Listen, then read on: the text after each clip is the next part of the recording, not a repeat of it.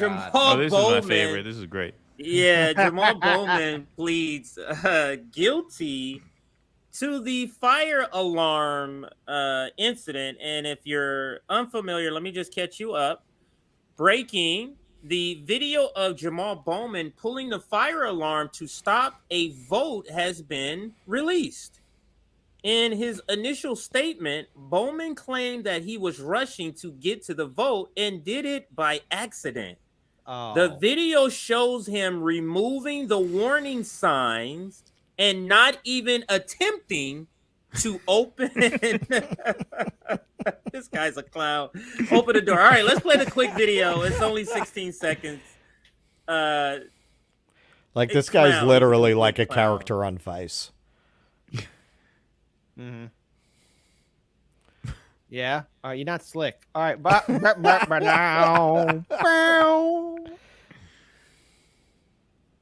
I mean, you just have to put the Benny Hill music in there. Yeah. I swear I was just thinking that. And there you go.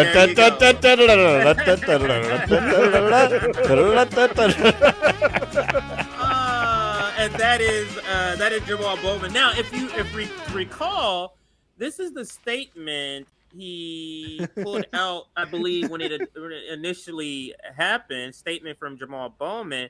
I want to personally clear up confusion surrounding today's event. Today, I was sorry, it gets a little small. I was rushing to make a vote. I came to a door that is usually open for votes, but today would not open.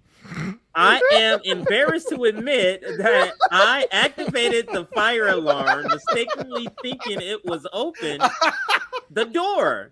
I regret this and sincerely apologize for any confusion this caused. You know what I think? First thing I think of, gentlemen, I'll let anybody who wants to chime in, is that if he didn't get caught with video evidence, wouldn't he still be going with this first lie? Mm-hmm. And if that's the case, what other lies are all of these people just going with because they're just not caught?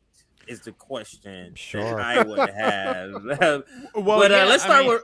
Go ahead. Whoever wants to start, go ahead. Well, no, I was just going to jump in because when we covered this on our show, I didn't know that this video existed, and the New York Times put out a report on this, and the New York Times, the way they wrote the article, sounded like he was telling the truth, that he thought that pulling the alarm would open the door and that he was trying to get out the door. It's only when you watch the video do you realize how that whole framing is completely wrong. Right? He was not struggling to open the door. It didn't even look like he tried to open the door. It looked like he just took the signs off the door. And even if he was trying to get out the door, if he thought the fire alarm would open the door, then wouldn't he try to open the door after pulling the fire alarm? He doesn't. He pulls the fire alarm and just walks away casually. So, but the way the print media described it made it sound like he was telling the truth. And I must admit, and I was wrong about this, I always thought he might have been telling the truth, because if there's one guy in Congress so buffoonish as to actually think really that pulling the alarm might open the door, it would be him. If there's anybody in Congress who would make a stupid mistake like that, it's him. No, my money's on Fetterman to make that kind of mistake, not Bowman. Well, Fetterman would have an excuse. Fetterman would have a medical excuse. I'm talking about someone who's just like that much of a buffoon that they would do that. The greatness of American politics, playing DraftKings with our politicians. That is just great. That is just great, gentlemen. Go ahead, Russell. Whoever else wants to chime in before we close this one. My takeaway from that, as somebody who did a little crime in my misspent youth, the one good thing you could say about that is this guy didn't do no crime, man, because nobody who did crime would go about it that way. Mm-hmm. You gotta be an idiot. One of the first things I learned is just because you don't see a camera doesn't mean there's no camera. Yeah, exactly. Yeah, right. Exactly. Just because you don't hear an alarm doesn't mean no alarm is going off somewhere. Precisely. Thank you for that. I don't know, Russell, you have any more? Because I just got that's my hot take. So first of all, that's my hot take. Bowman never did street crime. I knew that this story was a lie, and his excuse was a lie, because how is it that you are a high school principal in the great city of New York City and not know the difference between a fire alarm and an automatic door opener? Number two, Jamaal Bowman, if you're going to lie, at least be bold enough to be like, I wanted to test Congress to see how they do a fire drill, so I decided to surprise it with a fire drill, just like Mr. Burns did at his radioactive plant. And apparently Congress failed miserably, and Bowman can't even tell. This is how you know George Santos is by far a better liar than freaking Jamaal Bowman. I mean, at least Santos at least tries to put together lie after lie. Bowman's lie is just weak. It's like low-level tier kind of lying. Do better. I expect more from my politicians. If you're gonna lie to me, put a coherent freaking story together. Say, yeah, I want to surprise Congress with a fire drill. I'm the unofficial fire marshal of Congress. Something like that, man. I mean, it's just so ridiculous. Like, to me, the story was the New York Times article and the way it was reported generally. Mm-hmm. Like, how can anyone credulously repeat the story he's telling with that video out there? The New York Times made it sound like his story checked out.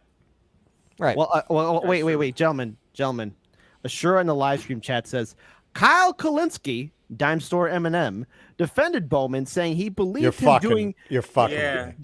believed him doing mental gymnastics on science-based reading. So yeah, because Kyle defended him, After the video came out? No, this is before, I think. No. Before, like when the first video, just the snapshot of him. Mm-hmm. Right. You know what I mean? Where you couldn't tell what he did. He was able to come up with that story as long as it was only the snapshot. But watch as he's being chased after pleading guilty, and he just wants us all to forget all of this that happened. But he's lucky to be getting off with just this. Any, official government proceedings. So I'm glad, the investigation found that was the case. The misdemeanor charge of pulling the alarm, not true. I admitted that from the very beginning. So, gotta take responsibility. Yeah, that's not true. That's not true. The court. Go ahead. The court, the division, I think it's the Capitol Police. They're not empowered to delve into the question of whether he was trying to disrupt an official proceeding. So what he's saying there, and he said it in the clip we showed too, which was a different clip, I think the next day, that their investigation showed he's lying.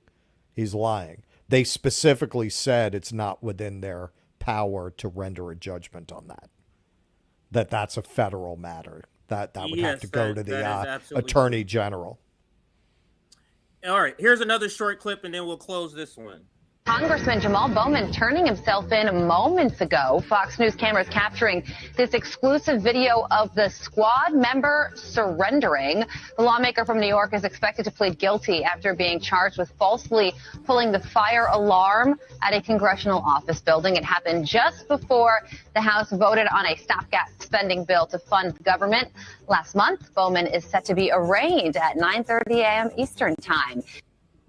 All right, gentlemen. Congressman Jamaal Bowman any final words on this Bowman? This is just classic Bowman. This is not the last time we're going to hear any ridiculousness from this guy. He's just a bumbling idiot. But go ahead. Any final words? Go ahead, gentlemen. Yeah, shout out to Roger Meadows, who actually put this guy on point. And what did Jamaal Bowman do when Roger Meadows was calling him out for his hypocrisy? There's a video I played way back in 2022, I believe.